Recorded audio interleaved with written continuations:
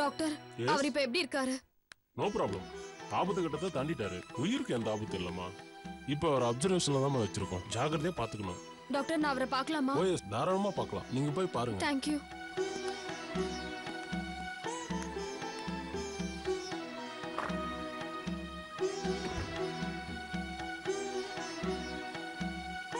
Madam, அவரை disturb பண்ணாம பாருங்க.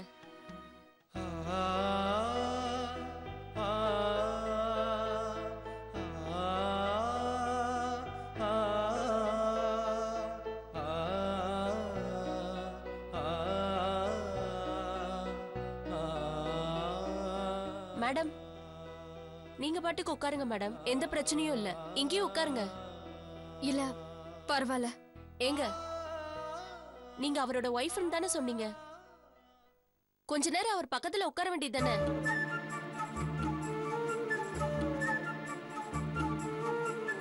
பதிமூணு வருஷமா நான் அவர் பக்கத்திலேயே இருந்துட்டேன்.